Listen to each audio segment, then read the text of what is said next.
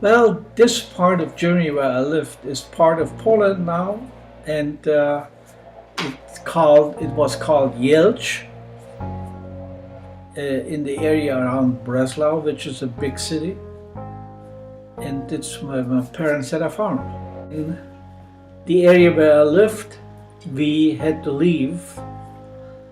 It had sort of like an ethnic cleansing. All the Germans had to leave the area because the Poles were taking over their country, and we left our farm too. So we left and I ended up in East Germany, which is around Dresden. That's where I grew up. After World War II, Germany was divided by the four superpowers: France, America, Britain, and the Soviet Union. Germany eventually split up into East and West Germany, the East being communist and the West being capitalist. The Berlin Wall was put up to prevent people from fleeing to either side. Poland and the Soviet Union also got parts of Germany as war reparations. Gustav Treski happened to live in the part given to Poland. He was forced to evacuate to a refugee camp in East Germany as part of ethnic cleansing. Ethnic cleansing is defined as the attempt to get rid of unwanted ethnic groups in order to establish an ethnically homogeneous geographic area. Germans in Poland were only allowed an hour to pack up and leave. They were forced on trains to East Germany and placed wherever they could be fit.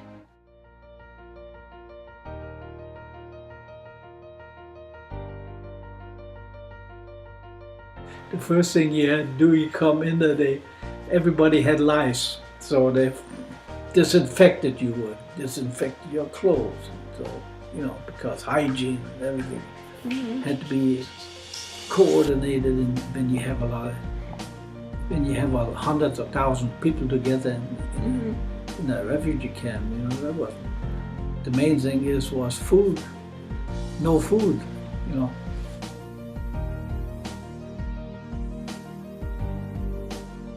Well, they provided some food, at least, like you have a camp. They just cooked there whatever they could get. But nobody else right after the war. Food was scarce to begin with. There was absolutely nothing around. So what you would call today would be a pretty good diet. Starvation diet. That's what it was. That was not just for a couple of days. That was for long term. Refugee camps in Germany were created as temporary living spaces for people being evacuated from the land taken by Poland and the Soviet Union.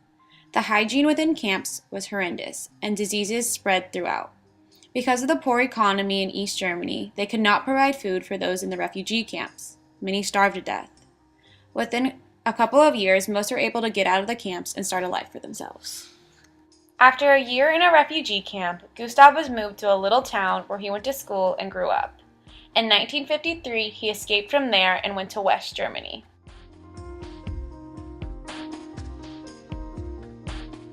Very bad. At that time, yeah. At that time, that was not like today. Yeah. You have to picture yourself. The whole country was in ruin. Buildings were smashed. Industry was totally non-existent. Really, the only way, West Germany. I mean, even in West Germany, the only way America came up with a Marshall Plan. They put a lot of money in to build up the West German economy. Yeah.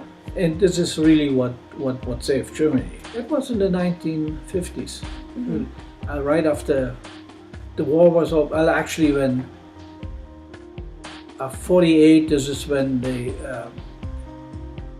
came with this new money. The old money system we had during World War II.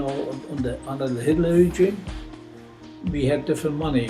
Then you had to create a new financial system again. And this was established in connection with the Marshall Plan, which mostly was done by the United States. And Marshall was the foreign minister at that time of the United States. And the money was coming in then here to assist and build Germany back up to be functional. And it takes a lot of money. The Marshall Plan channeled over $13 billion to finance the economic recovery of Europe. The goal or objective of the plan was to restore confidence of the European people in the economic future of the country. The plan was named for the Secretary of State, George C. Marshall. The money brought into Germany forced them to create a new financial system that would eventually build the economy back up. Gustav is correct when he said the money provided by the Marshall Plan saved Germany.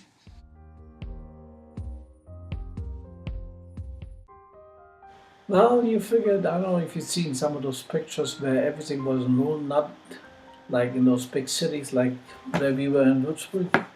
There wasn't many houses that were in ruin through bombs and so on, you know.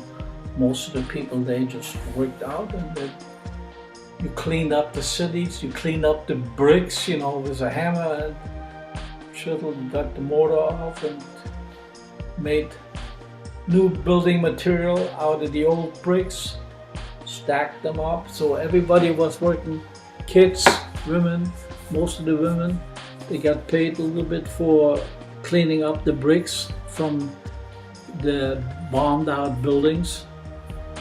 And they used again all that material again to build new houses, new whatever they built, you know. So slowly it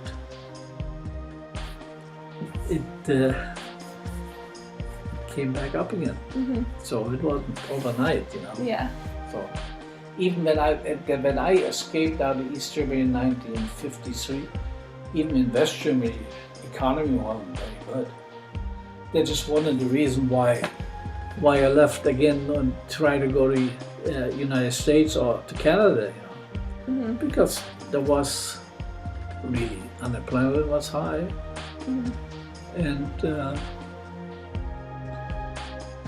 opportunities were low. Gustav left Germany because he no longer saw any opportunities for himself there. He immigrated to Canada, where he acquired his visa to come to the United States of America.